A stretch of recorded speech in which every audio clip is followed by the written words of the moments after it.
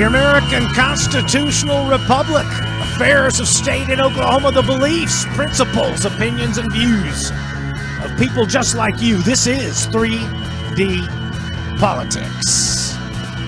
Featuring, of course, creator and editor of Sooner Politics, the online newspaper committed to informing and mobilizing Oklahoma's expanding spectrum of conservative political views, state committeeman for the Tulsa GOP County, David Van. Also, founder and scholar at Constitutional Grounds, an organization teaching liberty and promoting the restoration of constitutional governments, political leader, educational speaker, former state of Oklahoma elector, United States Electoral College. Please welcome David Oldham. And of course, comedian, political humorist, father of five, and former Tulsa mayoral candidate Tommy McKay. Wow, look at that, kids. We are on the air, and I think it's all lined up. We've got a great show. I appreciate you guys being here tonight once again. We have some great news that ties into our shows from last week. Top of the list, old white men hit hardest by the COVID. Can you guys, as old white men, well, me, as old white men, we don't get any credit, but we get hit hard. It's just like a minority. Yeah. And also, there's a restaurants awarded Frank Urbanik, the attorney, here recently. We got news, and hopefully Van will have a picture for us. I don't. And then, Oldham, I was hoping you would comment tonight also on the Claremore mask mandate council thing. You posted something about that, and I thought you might be able to comment on that. The Sooner Tea Party, Al Gerhardt has got a story on the Osage County who censured Inhofe, and who's the little other gal? Langford, yeah. And he demurs, and he looks, and so we're going to talk a little bit about that, the Osage censoring.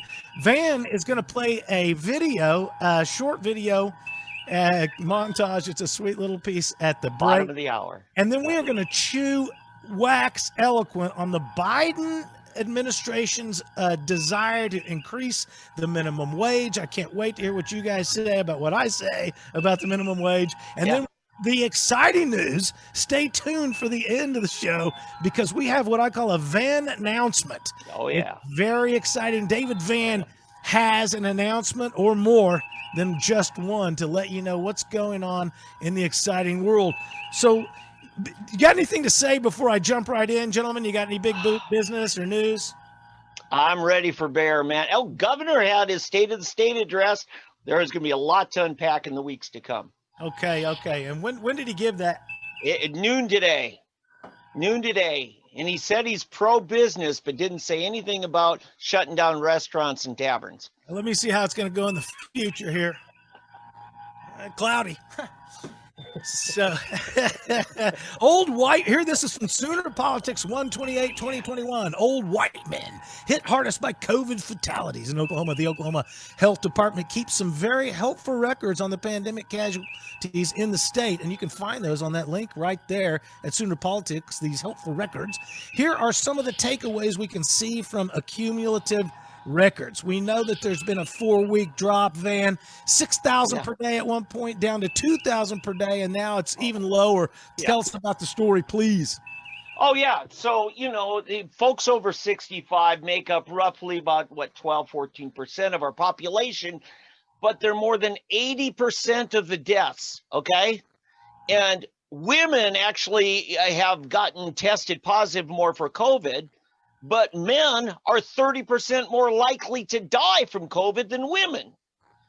So we've got a lot of things, and white people, as a proportion of our society, are actually dying higher than Asians, Africans, in other groups. So I'm telling you, it's our turn to play a victim card, right? Hey. I'm just saying. No, it's a serious matter. I don't mean to joke about it. I but do. I'm meaning to joke about it. But that is my job, okay? But yeah, Yeah. the thing is, they continue the absurdity of the way they usually spin the news is if we take the story you're giving us now, and we're all reaching for equity now, we're looking for equity. That's the thing. And if we find out, and the data-driven equity that females die at a lower rate than men, then who do we got to kill to bring that equity around? I mean, it's pretty easy, isn't it? I mean, let's do the numbers. So I'm saying this is why the absurdity on the left with all of the ridiculous group association forced and otherwise. Yeah. It says here women account for 13% more confirmed cases. Men are 30% more of the deaths.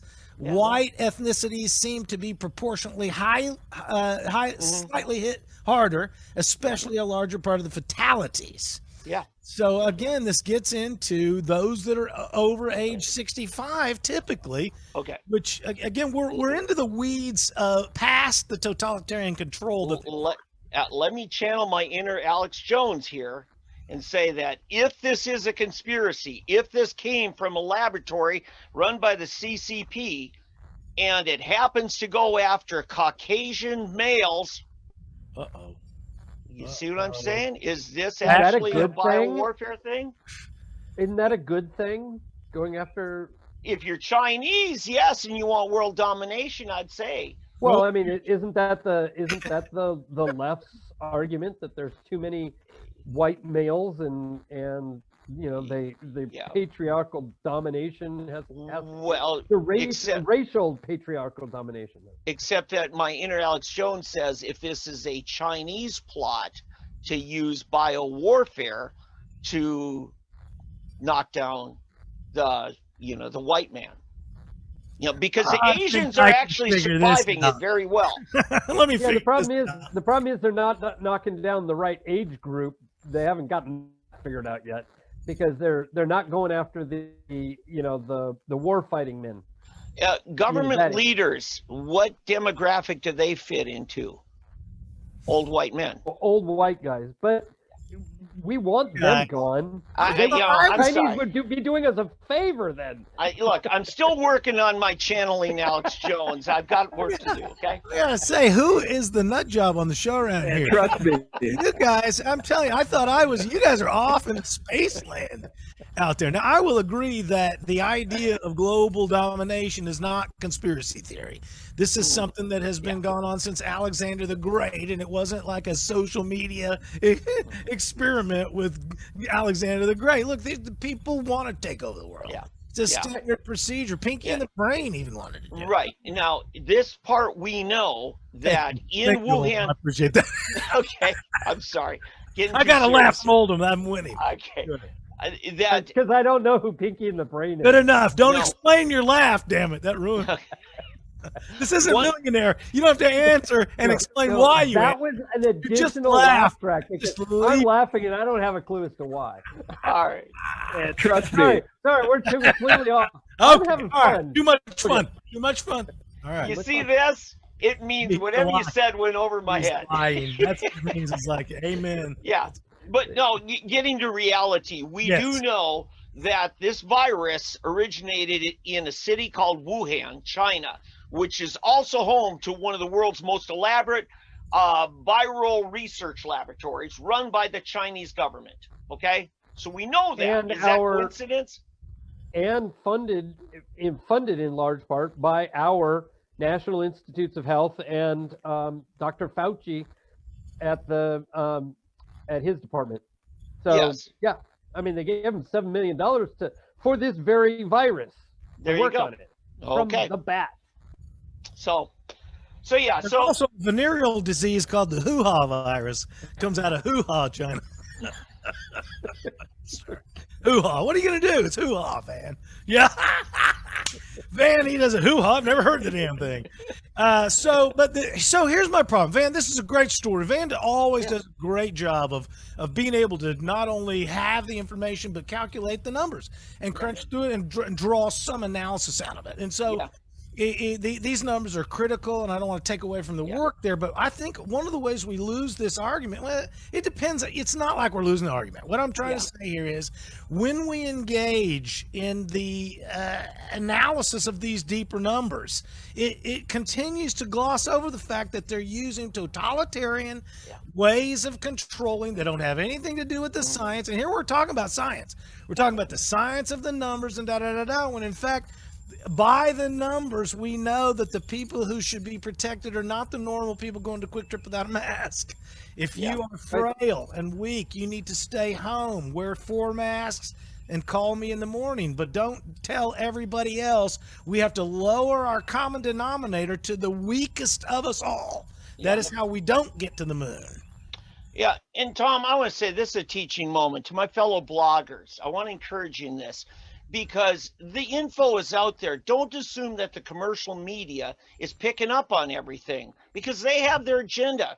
And the point is here, for the 3rd week in a row, Governor Stitt on Monday is repeating what I'm saying on Sunday night in my article. Okay, a few weeks ago when I said, hey, we have the lowest fatality of any, well, actually we were 4th lowest in the nation. Governor Stitt tweeted my article because he wasn't getting it anywhere else. And I'm telling you, there is more need for citizen journalism now than any time in my lifetime that I can recall. And I think the point you're making, Van, is that it's not like the information is secret. Well, I can't find out. No, literally you can find out. There was a lot of citizen journalists that discovered and built the graphs to prove out the chart of the voter fraud in Pennsylvania. They could show by the numbers the spike. And those were citizen journalists that put together those algorithms. Yeah. I have a quick question for you. Yes. Are journalists normally not citizens? Oh, another comedian here. Yeah. I'm just, or is it it's like the civilian journalist. Well, I didn't want to say non-citizen. I didn't want to say amateur journalists as opposed to professional. Amateur, they're amateurish. They're the ones that are not doing real news. That's amateurish at best, propagandist at worst. Yeah. And all it takes is somebody putting out a story that's true. Yeah. And you're a journalist. I mean, come on. This whole press pass thing, licensed by the government. Let's get over it. We're real journalists. That's right. That's right. I mean, as much as it pains me to admit in fact, journalism is supposed to be surrounded and built on facts and truth. And so it's really not about whether you have a press pass or who you are, or if you're Chris Wallace's son or the other way around, whichever way it works. The fact is, if a child says the truth, it's the truth. And that's new if it's the truth. And so it really doesn't matter what is true or not true, as long as you're getting the ability to hear what's true. Yeah. So I know we're coming right up on a break, and I know that coming up in the show, not a break, but I'm going to reset a second. So instead of anybody else being interrupted, remember, we already talked about old white men being hit hardest tonight. Yeah. And we're going to talk more about coming up right now. Restaurants award Frank Urbanik. Oh yeah. A great award for his work. And then we're also going to talk to Oldham about Claremore masks in Jinx and masks in Claremore, and a hard-hitting piece from the Sooner Tea Party about Inhofe and the other fine little lady, James Lankford. So as I just sit here and look, we're so early. Is this what early feels like? so I wanted you to wait till Oldham started talking and then have the sound go off like it's happened the last 3 weeks. It wasn't Oldham. Trust me. There it is. So you are listening once again, 3D Politics live right here on Facebook. And you can find us, of course, at 3dpoliticslive.com to get our podcast, etc. Don't forget to sign up for that. But this is where you get David Oldham and David Van. David Van, creator and editor of SoonerPolitics.org, and David Oldham, founder and scholar at constitutionalgrounds.com. And, of course, me, your fine host, Verbal Viking, Tommy McKay, every Monday night, 7 p.m.ish right here on Facebook Live. So let me set this thing up. Restaurants, this is again from Sooner Politics Restaurants, reward attorneys who fought shutdown orders. From January 31 this year, Tulsa restaurant owners presented Frank Urbanic's team a 5-figure monetary thank you. On Friday night, this last Friday, the owners of 6 Tulsa area restaurants and taverns threw a patriotic party to celebrate the legal team who successfully stopped Governor Stitt's declaration of unspecified powers to shut down the thousands of businesses across the state through a nightly curfew. Tell us about it, Van. Well, I actually got there a little late. I was looking for you, but I heard your groupies kind of got out of hand. Now, I'm not going to talk about those alleged teachers. And boy, did you run out of there like a scalded cat? I did not. You missed the. I said I was going to talk about this. Look, we're not going to talk about this because it's nothing but shed. Listen, Frank brought his wife with him and some others, and I was just so impressed with these owners of this chain of restaurants and taverns. That was impressive, yeah. PJ and her partner, Tom Billingsley, the other co-owner. I've known Tom's family forever. They've been actually clients of mine, so it's kind of like a small world again. But yeah, Oldham and I actually, let me just share, we just had our own little presentation that we did with him. And so here's... He gets 5 figures from the other guys.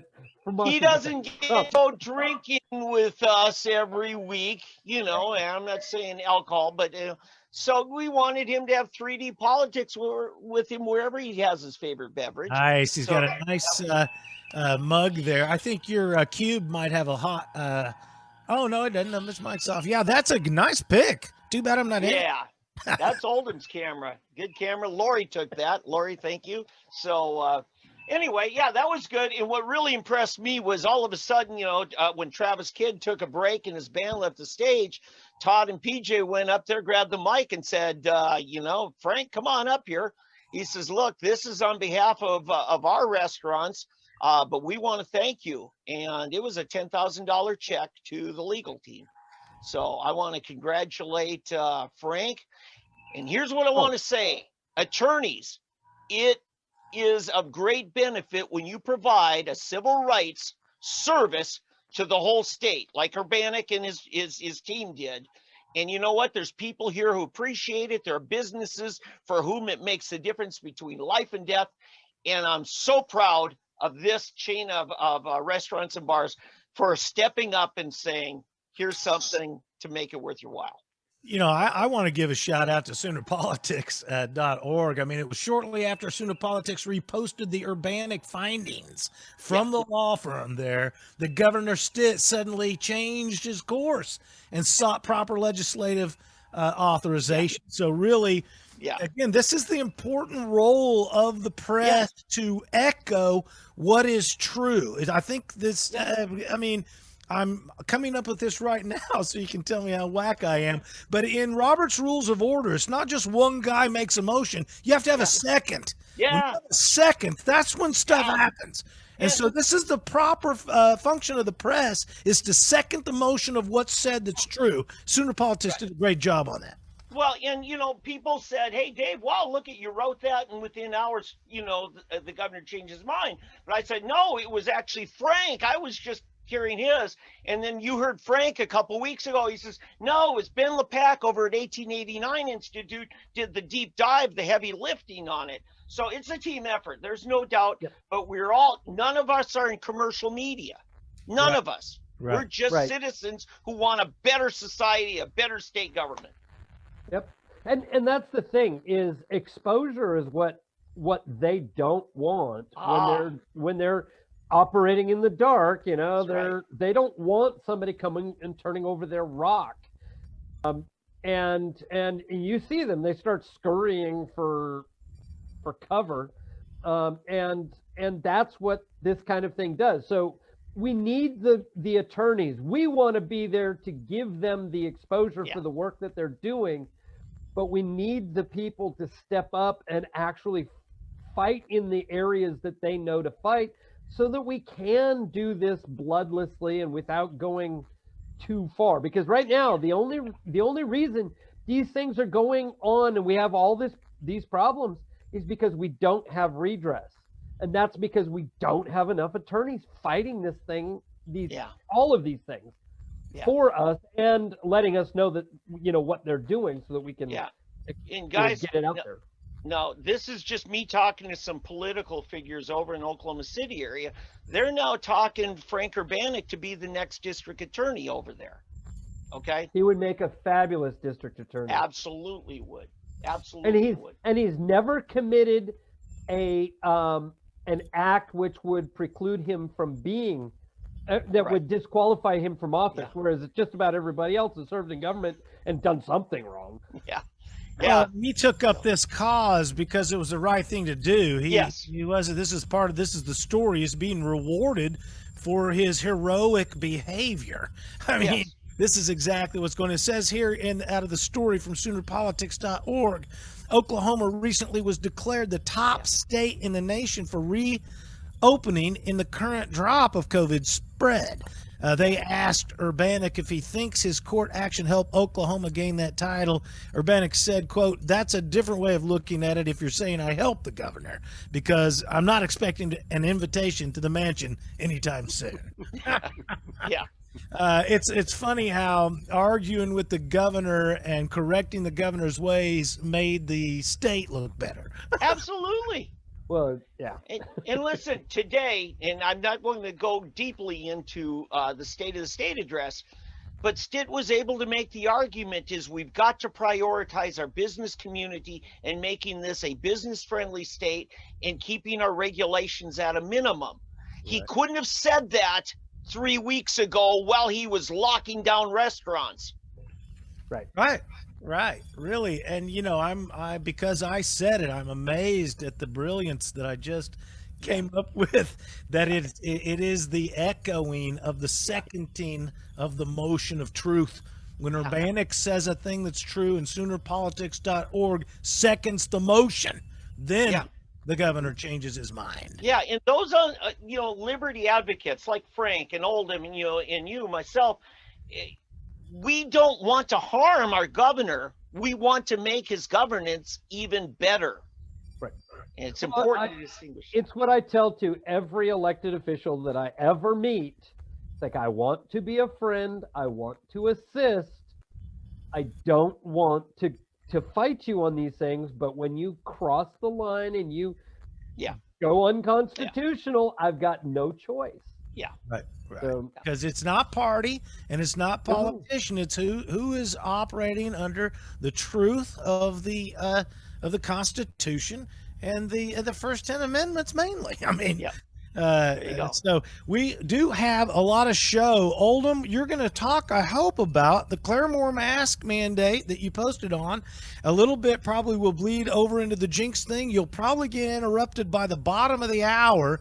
And then we'll come back and talk some more about the Sooner Tea Party. But tell us what's going on that you posted on earlier about the Claremore mask man. I think they had a city council meeting tonight.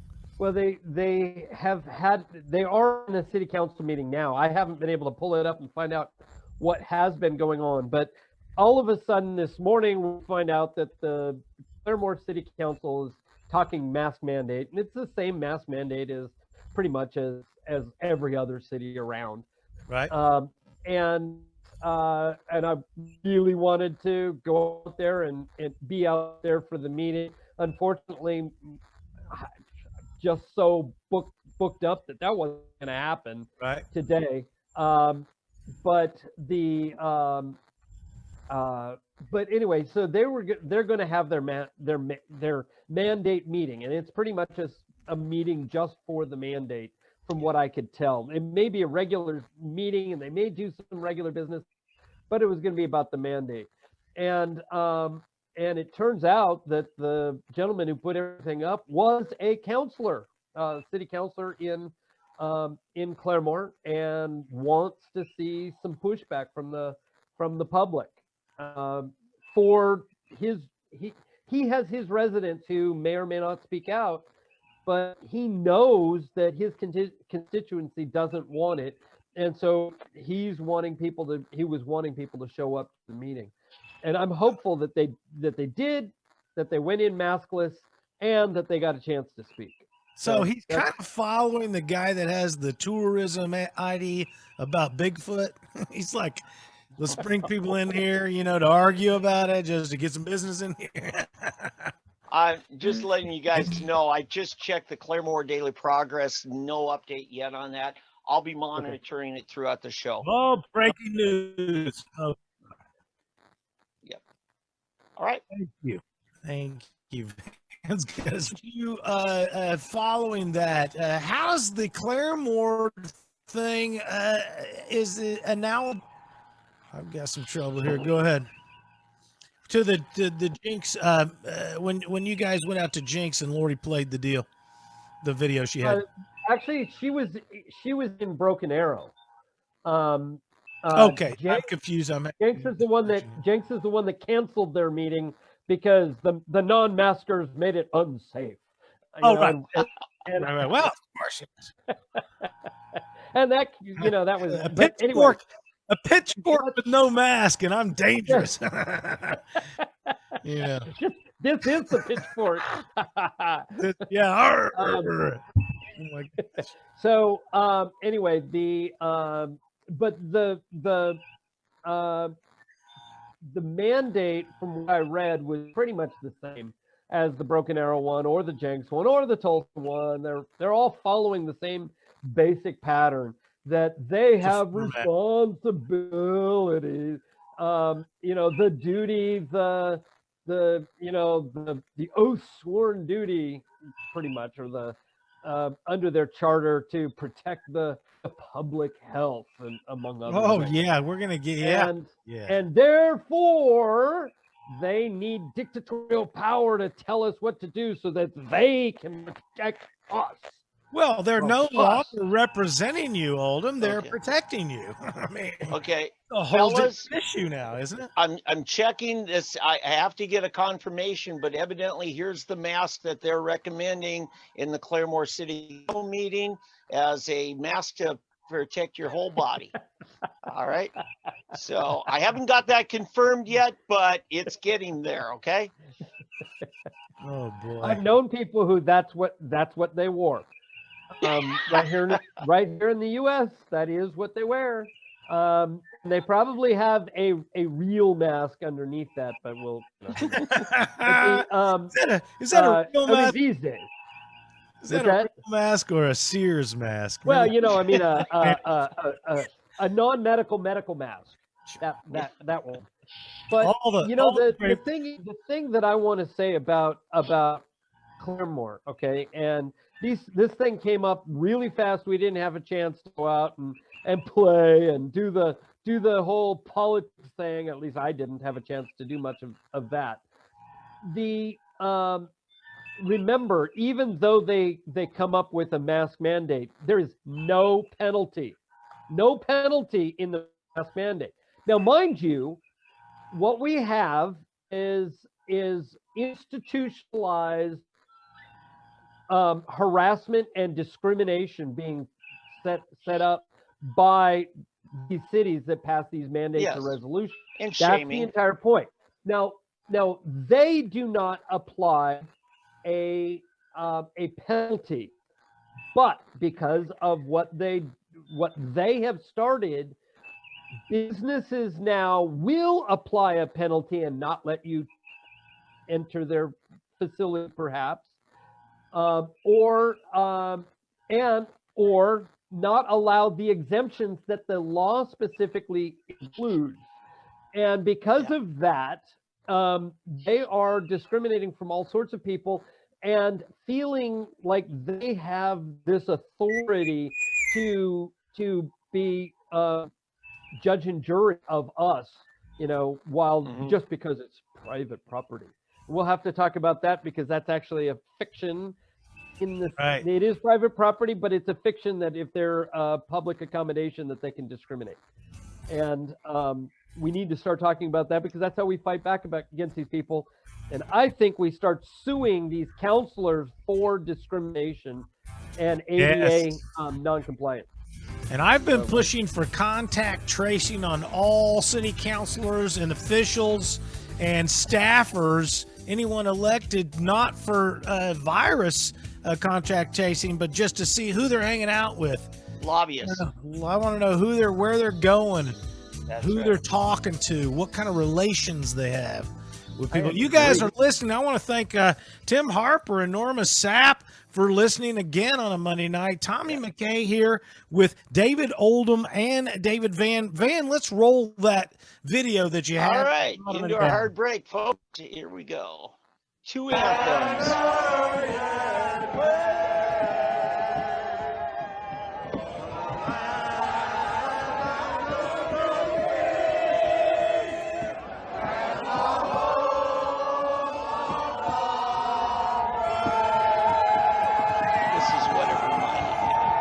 Right here, folks.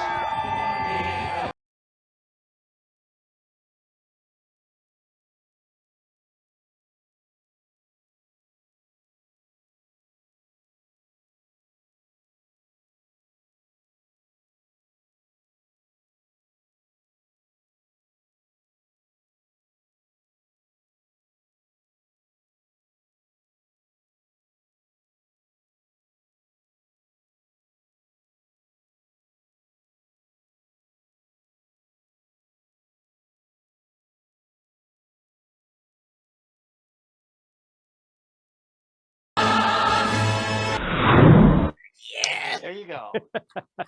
Well, that's extreme. When Americans do that, that's terrorism. But when the French do it, that's patriotism. That's de la Dutois. Tom, did we just get kicked off Facebook? I don't know. Oh my God! Don't scare me like that. No, we could. No, we have 5 viewers. Now that scene from the famous, story Les Miserables, which was turned into movies. I remember watching an old 1940s movie, Les Miserables, and then of course eventually Broadway made it a worldwide hit.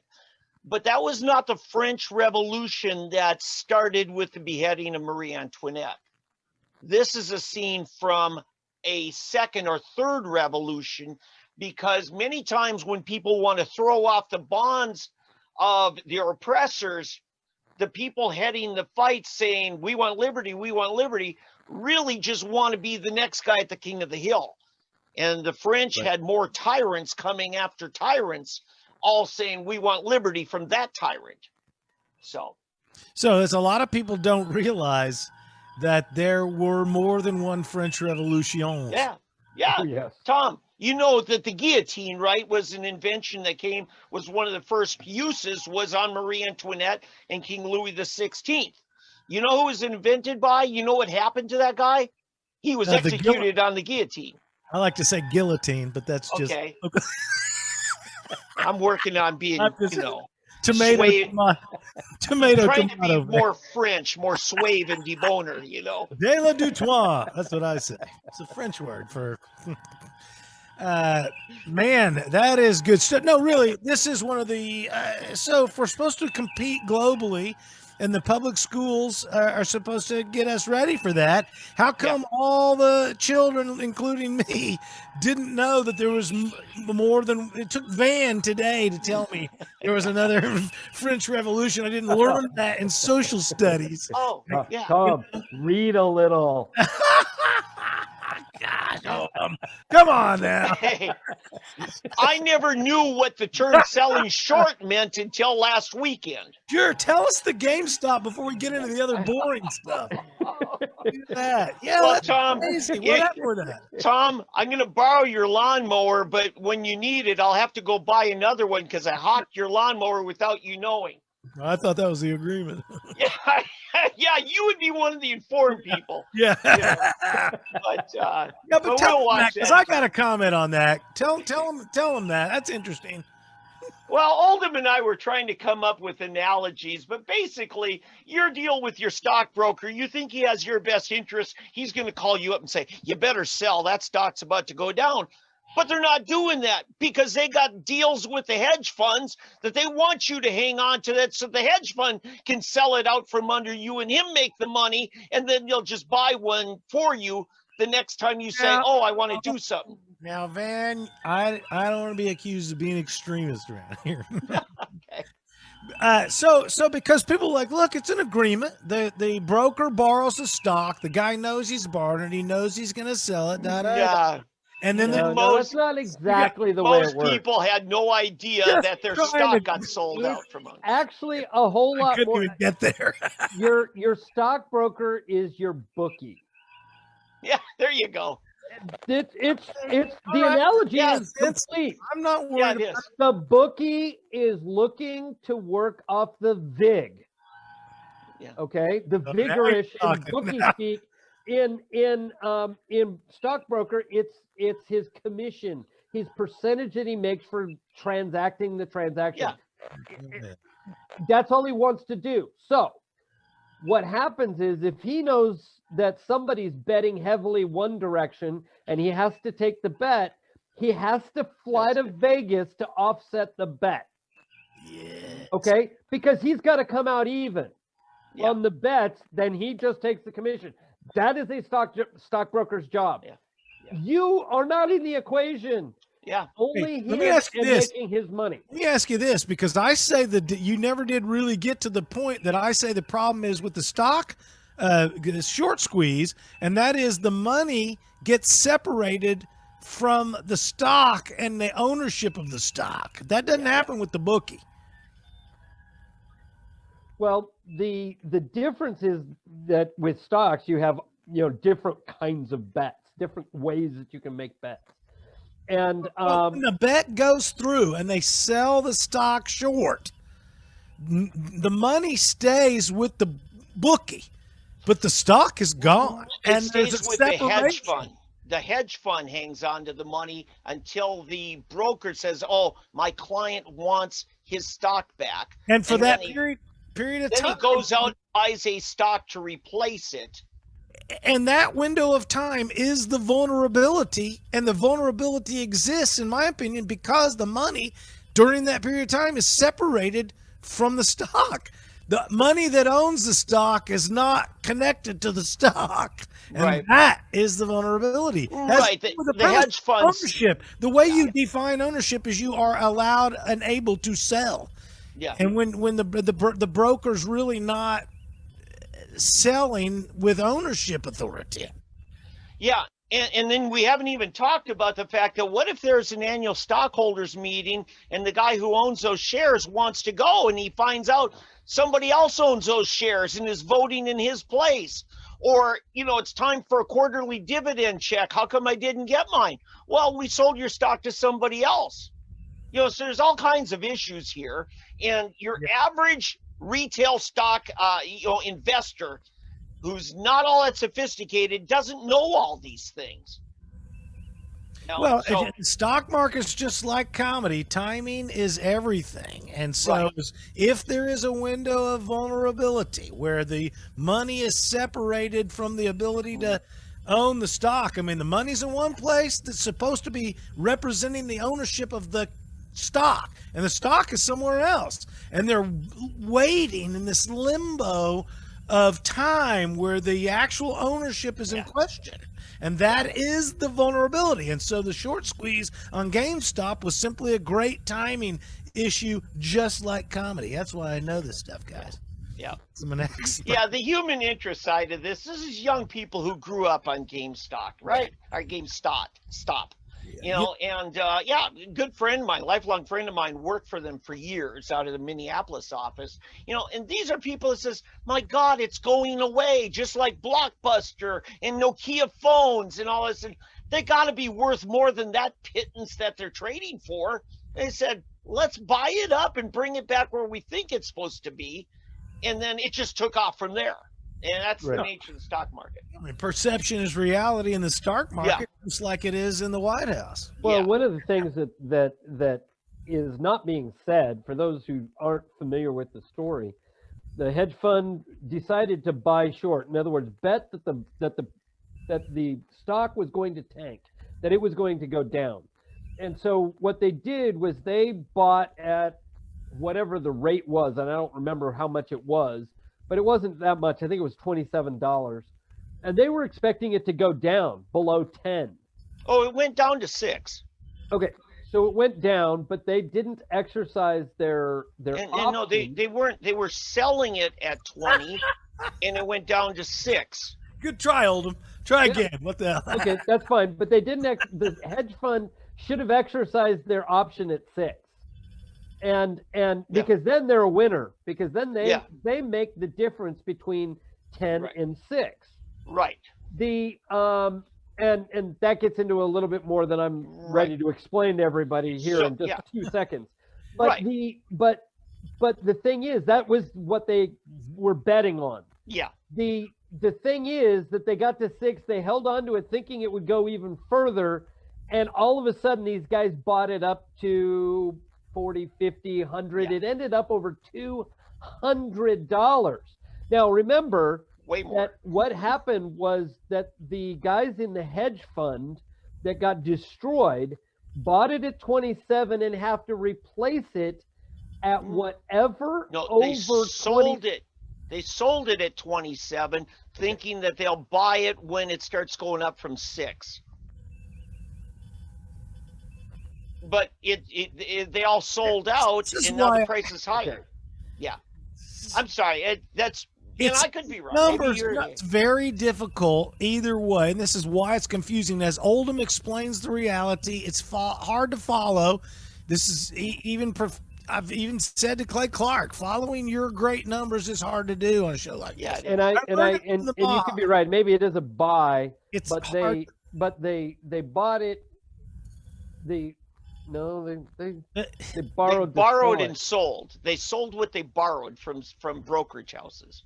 What I'm saying, this is why I attack the philosophy, because instead of doing the numbers, I'm not a betting man. Yeah. The vulnerability for whoever and why ever occurred because ownership was literally in question.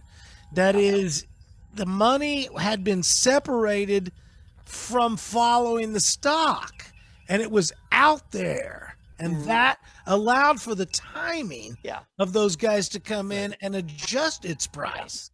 Yeah. It's the vulnerability of the separation of ownership. That's the problem. This is a paradigm shift. This is a cultural explosion, because now the movements on the stock market might be coming out of a Reddit chat room, a group, or it could be coming from some text thing through Telegram or some other app. And, and you've got people involved here that the hedge funds people all thought they were part of that same little culture hanging out at, Wall and Main. And keep an eye on what's there. But that's not where the action was happening. Now that we've got electronic trading going on, it's all computerized. There's no reason to hang out at Wall and Main. Right. Well, and the other thing is, remember that this is no different than a hostile takeover. That we're gonna basically run your company into the ground because we're gonna make a lot of money by doing so. Yes. And we don't care what happens to all y'all. The thing is, that's the game. That's what ends up happening because they get so underfunded because other people want to get in on the game. They then get in on it and they bid it down so much that the company can't operate anymore. Yeah. And the company puts out stock to raise funds, to raise money. And good point. And that is why they have stock out there. And if the stock gets devalued to the point that you're getting pennies, you're getting a penny when you need hundreds of dollars, then you're not going to make it. And that's the issue. Yeah. I think this is a brilliant point that you're bringing out, Oldham, is that the motivation for presenting stock for purchase. Yeah. It's not like we're so rich, we're going to see if we can make a lot of money, by selling stuff. They're like, damn, we need, but they need the money. That's the point you just made that lit me up, is that they literally need the money. That's why they put the stock out there, is so that they can scale up. They're trying to benefit the community to a higher and better degree, and they need to scale up. Yeah. And here's another paradigm shift in this, is that trust in your broker, your financial manager, may be totally shot now, because now we're finding out these brokerage houses, the big ones in that, they aren't necessarily looking out for that retail investor, because when the market's going down, they're more interested in setting up something, a sweetheart deal with a hedge fund, because that's where they're going to make their money on a downturn. Right. And back to the citizen journalist thing. Not everybody knows everything at all times. There was a buddy of mine back in the day when they were passing the big omnibus thing. And I just, they were talking about it was 35 million pages. Perfect. And anyway, I just happened to dig into all of the pages of stuff and I accidentally read the portion about steel and what they were going to do with steel. And I told a buddy of mine, and he informed his broker that that's not what it says. His broker verified my investigation, and they didn't buy the steel because it was all a scam. Essentially the headline says one thing, it's bait and switch when you get into the third paragraph. Once again, by hailing frequency, Tommy McKay, your fine verbal Viking and host, plunderer of conversation on 3D Politics Live every Monday night at 7 p.m. with my fine co-host David Vann, creator and editor of SumaPolitics.org, and David Oldham, found holler at constitutionalgrounds.com. If you guys are not bored, I have more I want to go to. I don't want to just gloss over this Sooner Tea Party story. Yeah. But I do want to I've worked hard for 2 weeks daring myself to talk about the minimum wage. Yeah. The Democrats are wanting it, and I really want to get your input. But real quickly, we don't have to go forever on this, but because I'm tripped by Langford's Girlwood, Langhoff got a resolution statement put against him. This is from the Sooner Tea Party, Monday, January 24th this year. Osage County GOP censures Langford and Inhofe. Osage County GOP convention censures Langford and County held their precinct meetings county convention on Saturday and led the state in censuring Oklahoma's 2 traitorous senators for their attack on President Trump and their refusal to represent the will of the voters of Oklahoma. Let them run as Democrats, says Sooner Tea Party. And here is the resolution from the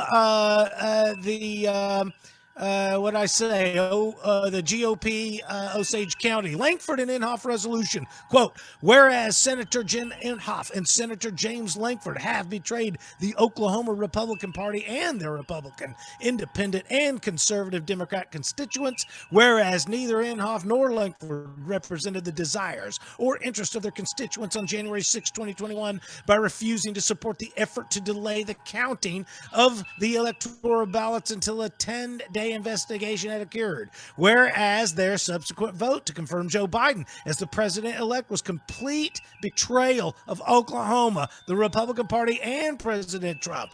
Be it resolved that both men shall be stripped from the executive committee of the Republican Party of Oklahoma, along with any representatives they might send or have sent in the past. Be it also resolved that both Inhofe and Langford are hereby stripped of the Republican Party membership and any right to speak at any Oklahoma Republican Party event or meeting. Be it also resolved that both Inhofe and Langford are stripped of any right to run as a Republican candidate or use the Republican brand or name from this day resolution passes. Be it finally resolved that a copy of this resolution, once passed, shall be sent to all Oklahoma GOP county chairmen, to the National Republican Party, and to all state Republican parties, and to all media outlets in the state of Oklahoma.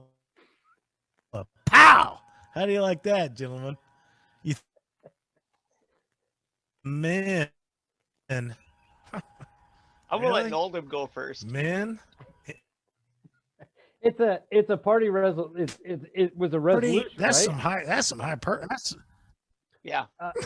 Well, it starts with the biggest problem I have is that the Osage GOP unfortunately thinks that 10-day thing was legitimate. That's not. that's a problem. Yeah. The other thing is that unfortunately we can't strip anybody of being a member of our party because they self-identify. And so Not in Oklahoma. By Oklahoma law, the parties have lost that autonomy. you mean, yeah. We've completely lost it. Yeah. When I was told that I wasn't a true Republican, Yeah. that I was, I was like, well, Kind of, so sorry later he's because not a man. I'm the only one that said I was, and I'm the only vote. I'm the only vote on that one. Yeah. So, but unfortunately, they've missed all of that. I mean, I love the spirit behind it. Yeah. I love Love the that passion. part of thing. That nothing's gonna ever happen. But it does make for fun. So and hopefully they feel a little bit of It was fun, pressure. wasn't it? I loved. Well, I mean, Hopefully the thing Langford is, feels so let's say that. Well, really, I mean, let me play the Tea Party advocate. Wow, that was a nice analogy, wasn't it? But I mean, so let's say that they're right. Let's say that Oldham's right, that this is ridiculous fodder, that nothing's going to happen. The 10-day investigation, da da da da. The point really here in the resolution is not that that the 10-day investigation is going to do anything. It's that the represented the constituents wanted to be represented. They wanted to be represented. We were looking for the 10 days. I don't care what the outcome is. It's like a coach in a football team. Let's blame him for throwing a Hail Mary, right? Yeah. Why are Well- you trying to make 10 more yards Well- when you're going to lose the game? The problem As the is, Constitution says, they shall immediately vote. yeah, the problem is the Constitution doesn't allow for the 10 days. You have Yes. to do that unconstitutionally. The vote has to take place on the date specified by Congress, and or it is the 20th. I think it is the 20th. And so that is the day for the counting of the votes. The thing that they needed to do was fight to not count the states that ran illegal elections. Yes. That was required. Now, unfortunately, the Osage GOP hasn't been listening appropriately enough to 3D politics to have learned all of that, because we have discussed Well, at it least ad they're mad as infinitum. hell. That's Yeah. The- Now, the- one of the things, if I could say, that the Republican Party in Oklahoma can do is remove them from the state committee, those DC delegates. Okay, but those They are can? under charges, and then they are given at least 10 days at another state committee meeting to defend their actions against those charges. That's how it happens with most elected members of the state committee. Now that Okay. would be, and we might not even do that, because the Speaker of the House last session, Harold Wright, was removed from the state committee because he gave money to the Democrat running against a Republican for Senate seat. And so, and I wasn't there, but the state committee, they're mad as hell because they raised money for the Republican, and then to have this other politician give money to the other side, it was very insulting. So they did that. And there's others that the state committee could have done the same. For instance, Carol Bush, because she endorsed Right. Kendra Horn, right? Right. So these things, there are ways of doing it, but that's not what we saw in the resolution. So Well, I just wanted, yes. I didn't know that it was even possible under the GOP bylaws to. Well, not to remove them from office, but remove them No, from no. the We party. don't have any power about removing them from office constitutionally. But Yeah. but even removing them from the GOP board, I did not know that was in the bylaws. Yes, in So- fact, it was done about 2 years ago, and it was a motion by Andrew Lopez, seconded by, I think, Steve Fair, our national committee man, previously. Okay. So yeah, it was overwhelming, that Right. he passed. Yeah. Well, that's No, fabulous. I'm going to continue for the Sooner Tea Party article just for the fun of it. Because here's what I say, even if, and I agree, you guys are always here to teach me every day.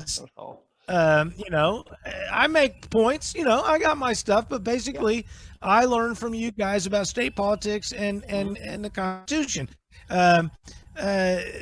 What I like about the piece is that they're arguing about representation. It's not about, okay, maybe it's not exactly the way, whatever you think it should be, the way it was. They're raging with a grievance for governments. Well, like, it's a grievance. It's a resolution. I mean, isn't that? I mean, that's what I like about it. Yeah, it's a rant. Look, you guys can't. So if I could, well, I think more than a rant. I do a rant, and this is my thing. This is my problem with it with Langford, and that's why I continue to say he might as well wear a dress, and that is because effeminate is by definition demurring. Demurring literally means giving way. I won't make any references to genitalia, but the fact is women give way, men penetrate. And so when Langford says he's going to do a thing, he's going to put his foot, if your husband says he's going to put his foot down and fight the dinosaur at the front of the cave, and then says, you know what, that dinosaur's got some big ass teeth, and then he runs back to the bedroom and changes his mind, that is behavior.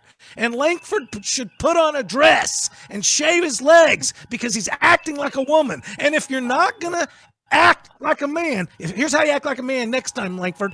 Go ahead and put your foot down and then stay there instead of acting like a woman, pulling your skirt up and running. And plant the flag, right? Or don't plant the flag, Mayfield. God almighty. Inhofe, like it or hate it, Inhofe made a principled decision, a statement, and we knew going in where he was at. Langford, we expected him on one side, and then they had a ruckus out in the halls, and all of a sudden he's on the other side and apologized. That is absolutely unacceptable. If your morals can change, I mean, are we Spain now that you know they have a terrorist bombing, and they vote for the terrorists? Yeah. I mean, is that where we're coming from? Because that's exactly what happened. I am trying to make this personal. This is not a continent, and this is not a group. This is a man. Oh, no. If I am in the foxhole with Inhofe, I will not trust him to do what he says he's going to do. Yeah. Well, and what I want to say here, Senator Langford, Senator Inhofe, if you want to come on the show sometime, we'll give you plenty of time. We won't cut you off. Very polite person. We'll do a special. Ask the teachers. She said she was homeless. I said that's more attractive than teach. Are you talking about your groupies Friday night? Nope, I'm not. I'm not, by the way. It was a great thing. So Scalded cat.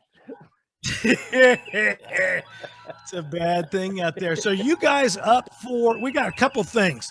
I am chomping at the bit to get in to the minimum wage, but I will tell you, it's so hot and I've got so much to talk about. I could postpone it till next week. And I know Van has got what I call Van announcements. So let's talk about the minimum wage next week, because there is plenty to talk about, and that can go on and on. Yeah, that has some shelf life. And that's definitely got shelf life.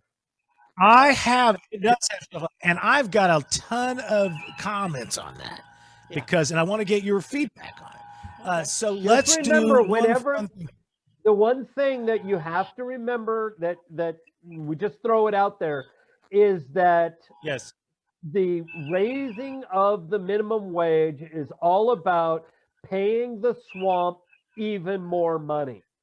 That's what it's about. I'll leave it there and we'll talk about it. That's pretty close. Yeah.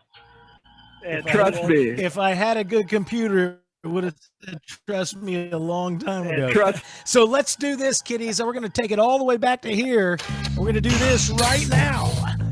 Oh, here we are again. That's my new catchphrase, by the way. I want you guys to know that first. Here we are again.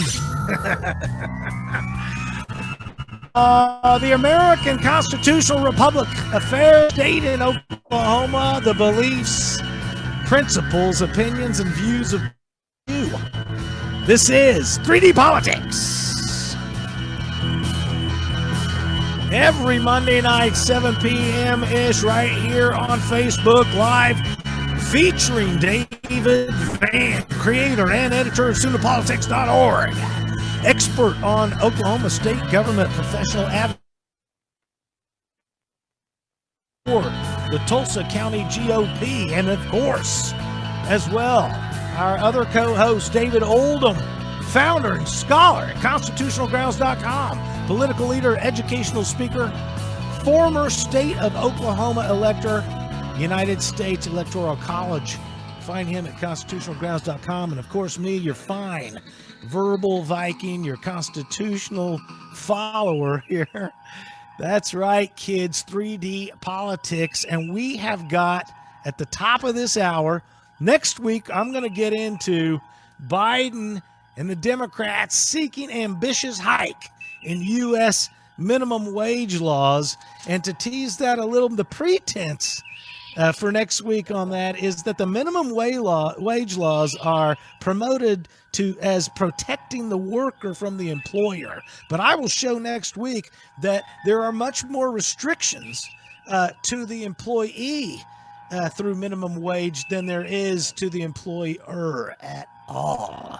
Yeah. But now, here we are once again for the final half hour of a 90-minute show, 3D Politics. I appreciate you guys being here once again. It's been an exciting week for me personally. And let's hear what Van has got coming up. All right.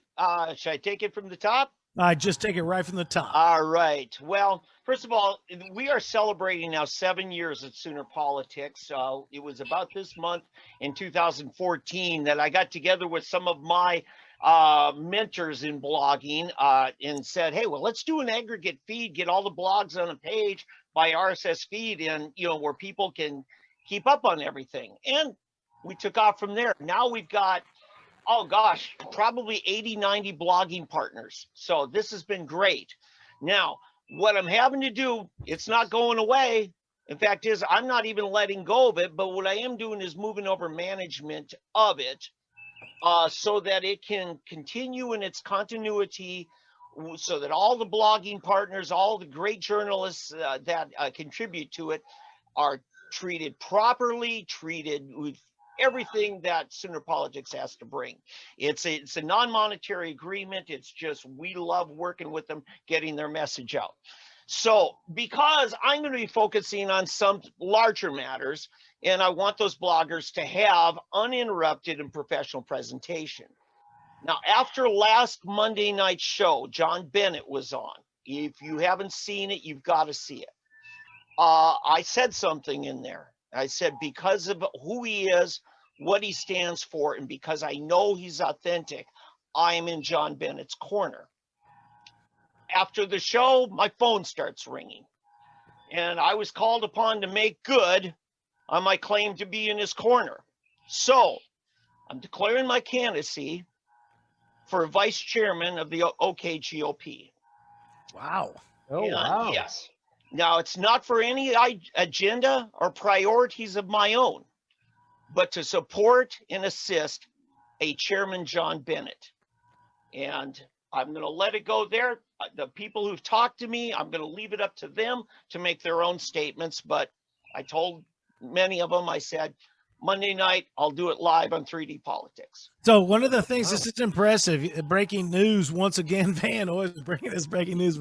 Yeah. I swore we weren't breaking news, and he's like, "Oh yeah, watch this." My beer.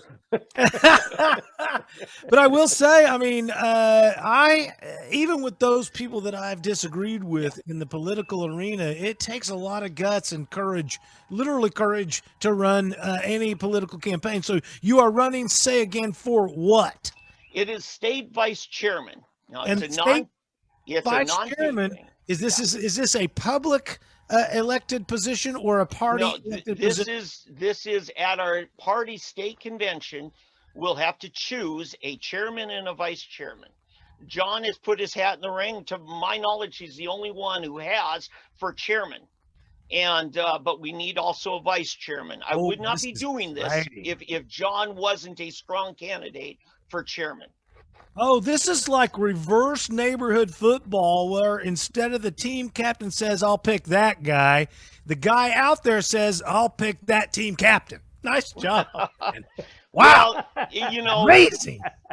Yeah, it's really important that a vice chair be compatible with the chairman.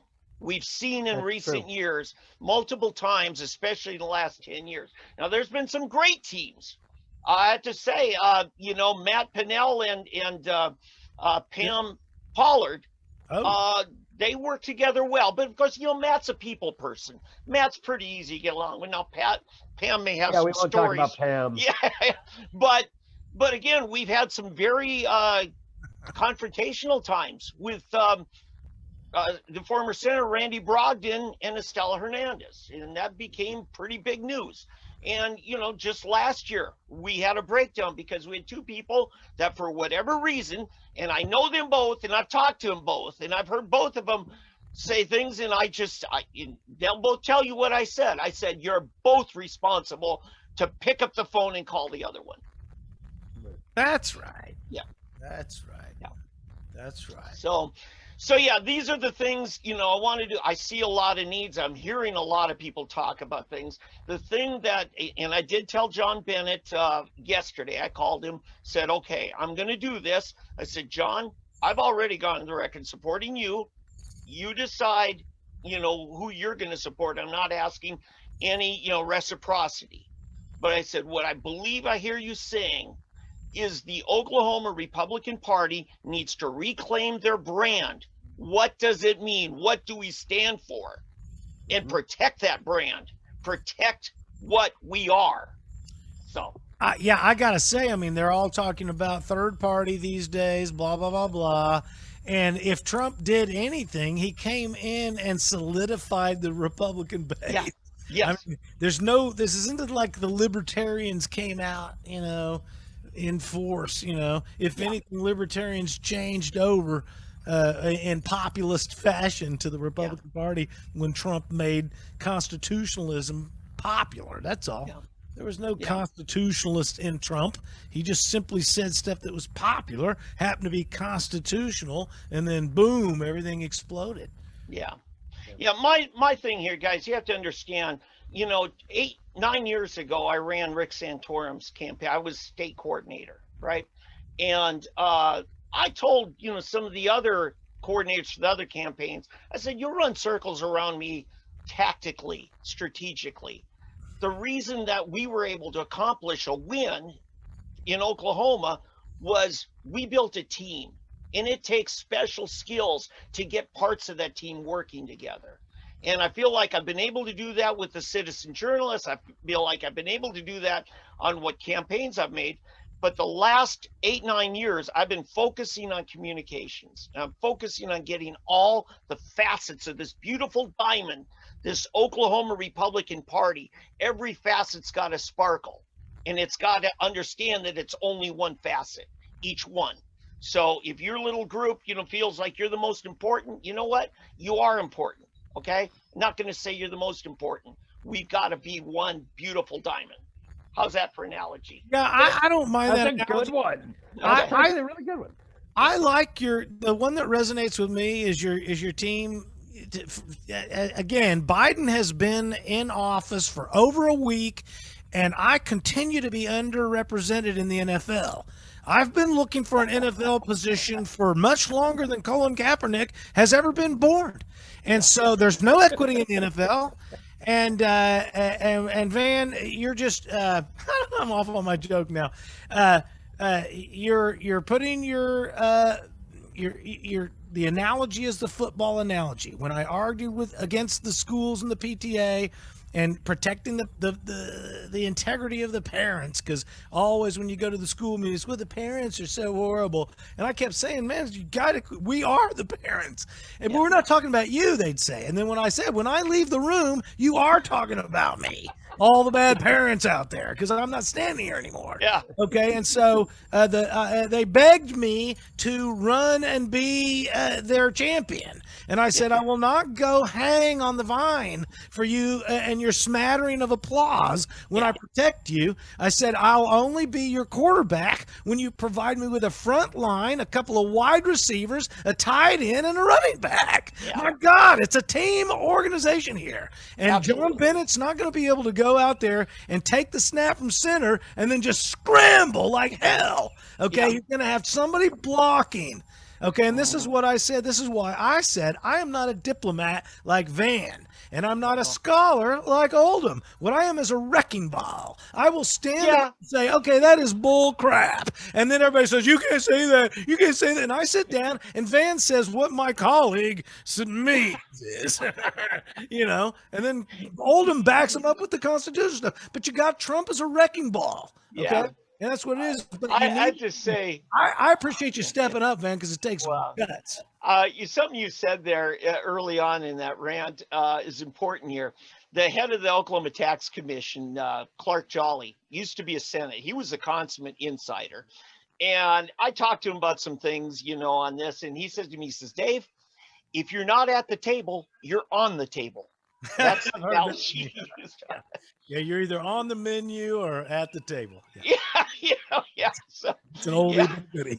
no, there's another way of putting it. Yeah. So, but really, we've got to get all parts together. And I'm telling you, financing, Matt Pinnell had something great. It's called the Minuteman Club. It was $8.25 a month. You know, just put it on auto debit. You know, okay, it's a combo meal at a fast food place. It's $100 a year. Yeah, it came out to $100 a year. But you know what the beautiful thing he did for Matt? He had a certain portion of his funding coming from grassroots. So he wasn't totally begging and holding out, groveling to, our DC delegation or the Chamber of Commerce. So he needed every part working together, and he got the best cooperation when all these different factors realized they're just one facet. They're not the whole diamond. Right. And I think that holds true in the sports analogy as well. The quarterback cannot also catch the ball. And so you can't have what I'll call over tessellation, if you're familiar with tessellation. Yeah, that's right. And we didn't hire him to be a blocker. That's right. Do your specialized skills. Yeah. Allow the wide receiver to get open. Don't tell him how. Yeah. Let him get open, Yeah. And then, okay, Oldham, fine. Yeah. And then if your soccer player gets open, you kick him the ball. Oh, my God. It's called a pass. I think you and I can get along. It's called a pass. It is a pass. It's a pass. I think. Know your team. Know your team and put the ball where they can get to. Not just because you see some green space. My God, Oldham has found a bridge between me and him. This is. I think I'm gonna cry. Hey, I learned how to play soccer by playing football. There you go. Football. I learned not to hate the rule changes in American football by reading the Walter Camp History of Football. It's an old book written, 1896 or something, but it explains a lot of stuff. And I realized because soccer and football are genetically all related, and it's all like, hey, we're going to play a ball game. And through the 1850s, 1870s, there was so much popularity that they I'm doing good.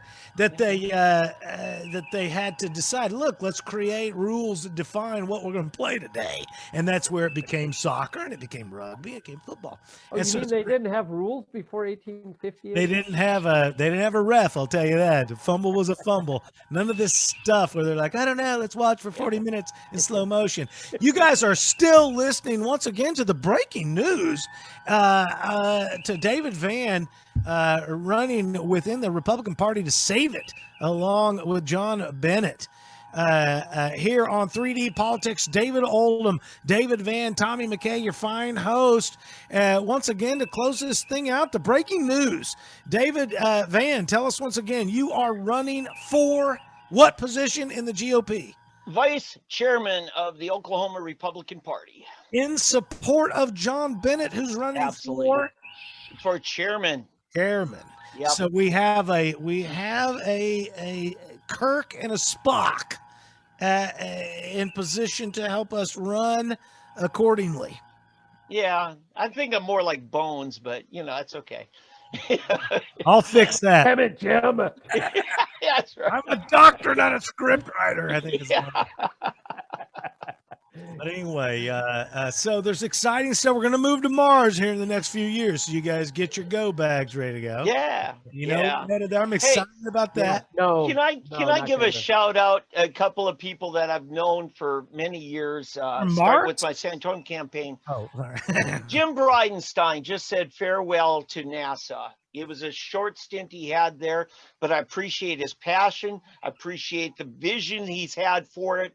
And listen, he's brought along his own chief of staff, Gabe Sherman. Gabe's a brilliant manager, a brilliant guy. Fact is, I have family connection with him in that he gave my son, my oldest son, his first gig in advertising. Actually, Gabe ran that advertising firm.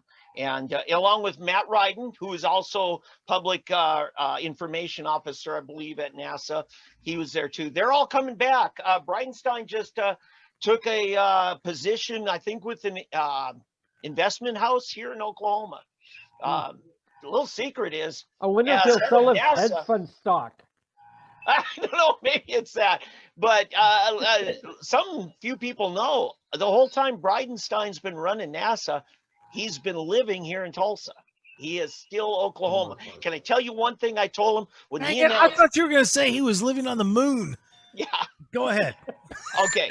I was president of the Tulsa Republican Assembly when he came to our meeting himself, and he announced, "This is my last term." He said, "I'm not running again." And he had no idea that he was going to be offered anything with NASA. But he said, "I want to come back here. I want to get involved with the Air National Guard. Want to continue my service in the military." And I said, "Jim, now look, in Tulsa, District 1, the last congressman who settled back in Tulsa after he left public service was Paige Belcher, way back in the early 70s. And I said, "Now, Jim, I can't promise you anything, but we've got a golf course and a federal building named after Paige Belcher." So we'll see what happens. You made that joke. No. Yeah. That's right. I made that all by myself, Tom. Oh, that's good. I was like, I want to. Does that mean we have to rip them down so we can name them after somebody else? Oh, no. I think they'll probably rename the Air and Space Museum after him. Hey, I will say this. Bridenstine's a little soldier like Langford will never know, okay? Bridenstine's a guy that'll march in place and do his job and what he said he was going to do and tell you what he's going to do ahead of time. Langford is like, "Oh, I swear. Oh, look, don't I look cute in a dress?" Well, I'm sorry. the one thing about Jim was, even though he and I would disagree constitutionally on issues. No. I always knew exactly where Jim was going to land on something, and I always knew that his word was good. Langford? Bridenstine. Yeah. James, Yeah. Oh, wow. James, on the other hand, all over the map. Langford. He says he's kind of a doesn't. But Jim Bridenstine, you always knew where he was going to go. And I knew what fight I was going to have with him and so forth, and the discussions that I was going to have. With Langford, it's always you got to get to the Constitution, and you got to finally stand up and do what you're supposed to do. But anyway, it's two different ways of thinking, and I could always count on Jim Bridenstine. Yeah, I even and Van, just a second, I'll throw this out there. I was critical, at least personally, of Bridenstine during the Trump transition when he said, "I'm gonna quit."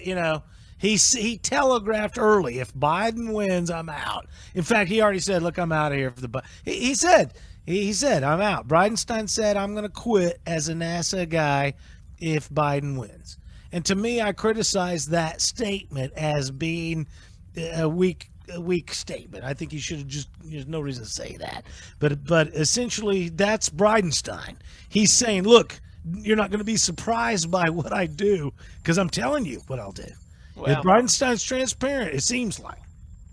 yes, but I have to say in his defense on that, for the mission and the priorities of NASA that he fully believes in, you don't want to leave them with an abrupt, not only losing their administrator, but their chief of staff at the same time. Right.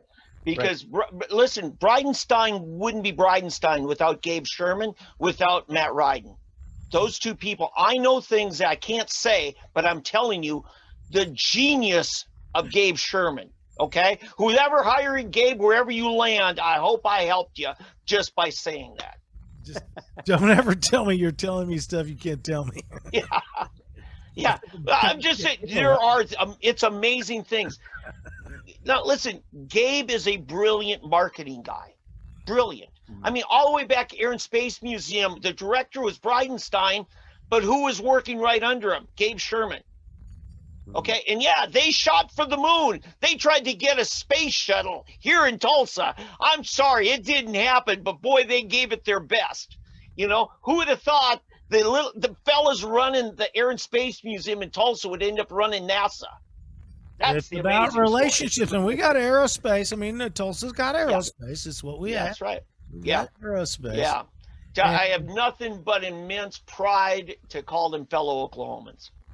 Oh yeah, the Bridenstine thing. He had it going. I mean, name recognition as a comedian. I was making jokes with that name just right off the bat. Wife of, that kind of thing. Yeah. So, but yeah, he's proved to be a real soldier that you can count on, whereas Lankford is whiffy waffy. Yeah. Now, Bridenstine told a story of how he ended up at NASA. It was because of one tweet. One tweet. It was when the Billy Bush tapes came out and everybody in Congress wanted to run away from Trump. This was what, less than a month before the election in November. And so all of a sudden, Speaker of the House, Paul Ryan, says, I'm going to cancel that event I was doing with Trump. And so Bridenstine tweets, if Paul Ryan is not for Donald Trump, then I'm not for Paul Ryan. CNN picked up on that. They said, hey, you want to come on and tell us why? And he got on CNN and he said, this election is about one thing and one thing only, and that's the Supreme Court. That's why I'm a Trump supporter. You know, man, that's impressive. Trump, you know, he was telling us locally, he says he gets a call Saturday morning before the general election. And it was somebody in Washington says, hey, Trump wants to talk to you. Are you free in about 10 minutes? And he said, yeah, I'm just eating breakfast with my kids right here in Tulsa. And sure enough, he gets a call from Trump. And Trump says, Jim, I never thank you for standing by me in the wake of the Billy Bush things, the hot mic stuff. Right. And Bridenstine says, well, Donald, you know, I'm a Cruz guy. You have to understand that. And Trump says, I know. You're probably the reason I lost Oklahoma to Cruz in the primaries, you know. But and then, you know, a few weeks after inauguration and stuff, Pence calls him over to the White House because he and Pence were both charter members of the Freedom Caucus. So, you know, he's got that connection. And Pence pulls him aside and says, listen, we want to give you something here in the administration. And the NASA thing sounded good to you. So that's a little bit of the history of how Bridenstine ended up over there. And even that's great stuff, man. That even that was a rough ride actually getting the position. And I have to say, and Jim Bridenstine will say this himself, if it wasn't for the tenacious and heroic work of James Lankford, it wouldn't have happened. Well, you just saved Lankford. I'm just telling you, you got to call it all, balls and strikes. Even if a child does the truth and she's in a dress, it's still the truth. So I'm going to tell you something right here that I don't think has come out. I don't think you'll see Bridenstine looking at primarying Lankford because there's already talk of it. And I'm going to predict right now it's not going to happen. No, if anything, he will take over for Inhofe when Inhofe either succumbs to life. That's Mark Wayne Mullen. There's another tidbit. You know, Hitler, I don't want to be extreme or anything. Hitler was heroic in World War I, and then later, you're right, you couldn't count on him to do what he said. Yeah. So Langford might have done something heroic, but we found out later you can't count on what he says. The man we found out about that before him too. Mm-hmm. Instead of we running. told him agreed again. Boom. Yeah. There you go. Yeah. So You did guys, a good are we, job, are we, Van. You are we guys did about to wrap it up? Yeah. Okay, hold on. Okay. I All right. have a sad but also fun announcement. Okay, let's And hear that is that our friends out in Claremore, the city council voted 5-4 to make a mask mandate and keep it until April or June, I think June, and to pass this thing, or April, I think is what it was. And so they do have a mask mandate, but that may mean we're going to throw a mask-free party in Claremore just to shove it down their throats. Yeah. I would love to do that. So we'll be talking over the next week. Hopefully we'll have some news next week. Claremore, Buckle, what did the Blue Whale vote on that? Is it actually what has happened in Claremore is the last time I believe it was 7-2, and this time it was 5-4. So two more members. It's going the right direction. It hasn't gone far enough, but it's going the right direction. They're barely making their and again, it's all illegal. So let's just go shove it in their face and have some fun. Van, what do you got? I want to say in this, I appreciate Tim Harper, one of our favorite guys in defending Second Amendment rights. She sent me a picture. I'm not going to pull it up. I'll just tell you. It's an arms store, gun store, ammunition store in Oklahoma City. Big sign says absolutely nobody admitted in these premises wearing any mask. No one. So if you've got businesses, you still have a right to exercise your responsibility to keep everybody safe in your store, including against people coming in unidentified, wearing masks, covering themselves up to conceal their identity. And mind you, they have a perfectly good reason to do that. Right. Because that's usually the garb of robbers. And so they have a perfectly good reason for doing that. Unlike just simple discrimination. Now, if it was just down to simple discrimination, they would be illegal, and they still have a responsibility to find some way to accommodate the mask wearers out there. Yeah. So I hope that they are. Yeah, I mean, Oldham, I think you just answered my question of why can they kick a person without a mask out, but they're forced to serve a black person if they don't want to. And the answer is because it's not simple discrimination with the mask. Simple discrimination is simple, but with the mask, it's not as simple. Oh, no. Masking is simple discrimination. It is just flat out simple discrimination. You either have a mask and you get in, or you don't have a mask and you're not. It's like you got the right color skin or you don't. Or you've got the right religion and the garb to match, or you don't. Right. Okay. Okay. Well, what about, somebody decides, let's say a woman wants to come in topless and you want to make her wear at least a bra or bikini top. How's that different than making her wearing a mask? What if we want? What if we don't like? We'll wear a certain bra. The difference is that we have had clothing since Adam and Eve ate the fruit. Oh, that makes it right then. Okay. Oh, sure. It is completely natural to require clothing, and there are good reasons to have certain clothing. Now, I was thinking about this because somebody asked me this question the other day. Whoa, no shoes, no shirt. It doesn't say anything about pants. So. Okay, I think that's a deflection, Tom. That was a good out, Oldham. I appreciate it. Once again, 3D Politics every Monday night at 7 p.m. Moving and shaking the world of Oklahoma politics with David Van from SoonerPolitics.org and, of course, David Oldham from ConstitutionalGrounds.com. I am Tommy McKay. your fine political host, verbal Viking, and perspicuous pirate of conversation. We will see all of you guys next week on Monday night. Thanks, guys. Good night. All right.